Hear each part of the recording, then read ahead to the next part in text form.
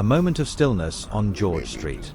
The view is framed by monumental Georgian architecture, the uniform, classical beauty of the first new town, conceived in 1767 to alleviate the overcrowding of the old town.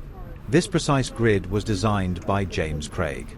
Now, turn your focus south to where St. David Street begins. It's a purposeful, plunging hill, one of the crucial cross streets connecting the main arteries. Feel the slight pull of gravity as we prepare to descend. The street is wide enough for the light to feel bright, but the tall stone walls immediately make you feel funneled, heading toward the commercial heart. Take the first few steps down. The sandstone is rich and gold, reflecting the sky. These buildings are centuries old, constructed to house the Scottish Enlightenment's elite, lawyers, doctors, and merchants. Stop momentarily near the corner. High on the facade of one of the buildings, a plaque marks a significant spot. This stretch, particularly the corner with St. Andrew's Square, was once home to the great philosopher David Hume.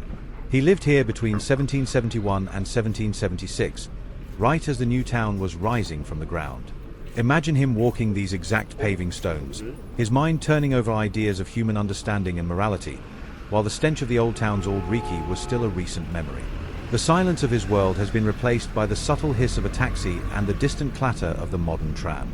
The street begins to steepen. Note the change in the ground floor. What were once front doors leading to grand residential homes are now deep, recessed shop windows. This street, like many in the new town, underwent a massive commercial transformation in the 19th and early 20th centuries. The elegance of residential life gave way to the practical demands of retail. On the right, the ghost of a grand Victorian department store looms, a sentinel marking the shift in the city's economy. The light here is slightly dimmer, caught between the two high banks of stone. A scent of new leather from a boutique, then the heavier smell of old stone and damp mortar. This descent is not just geographical, but temporal, moving from the philosophical 18th century down towards the dense, transactional 21st. The final, steep steps. Ahead, the street explodes. The dark, formal architecture is replaced by a vast open space of light and sky. We have arrived at Princes Street. The noise is immediate and enveloping, the grind of a tram on its rails, the constant flow of double-decker buses. Look left, the majestic, neo-Gothic spire of the Scott Monument dominates the sky, directly aligning with this street as a major focal point. Look right, the incredible green chasm of Princes Street Gardens. This view, this open space, is the defining feature of the new town. It was preserved by an Act of Parliament, preventing building on the south side of Princes Street, ensuring the working-class old town and its castle would forever be a dramatic, theatrical backdrop for the wealthy new town. Feel the sudden wind as you step out of the funnel of St. David Street. Stand at the curb and take in the view. The castle rock high above, a reminder that the wild, medieval heart of Edinburgh is still watching over the Georgian order we just ascended through. At the intersection of St. David Street and Princes Street, one of the most vital corners in Edinburgh. The atmosphere is an intense mix of sound, the metallic clang of the tram turning the corner, the roar of passing bus engines, and the dense chatter of shoppers. Look across the street, to the south, the reason Princes Street is unique. There are no buildings on the south side, only the steep embankment leading down to the Princes Street Gardens. Your view is a breathtaking, permanent theatre, the Green Valley, the towering Gothic spire of the Scott Monument, and beyond it, the unmistakable silhouette of Edinburgh Castle.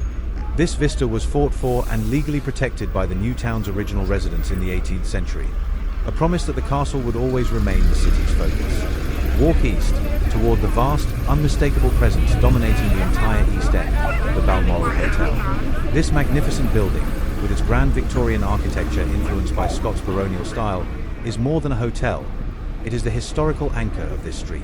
Built in 1902 by the North British Railway Company, it was originally the North British Station Hotel, a showpiece designed to welcome travellers emerging from the adjacent Waverley train station. As you approach, look up at the clock tower. Its clock is famously set 3 minutes fast, a traditional courtesy to ensure guests never miss a train from the station below. The scale of the hotel is overwhelming, a symbol of the wealth and ambition of late Victorian Edinburgh, marking the exact point where the old town meets the new. Take a moment to fully appreciate the Scott Monument. Its dark stone structure seems impossibly intricate, a shrine to Sir Walter Scott, whose popular Waverley novels gave the nearby train station its name. The air here is often scented with the fainter, metallic smell of the railway rising up from the massive, sunken terminus that is Waverley Station, connecting Edinburgh to the world. Stopped by the massive former facade of Jenner's, one of Edinburgh's oldest and most beloved department stores, founded 1838. Its ornate windows and high, arched entrance speak to an era when shopping was a grand, civic event.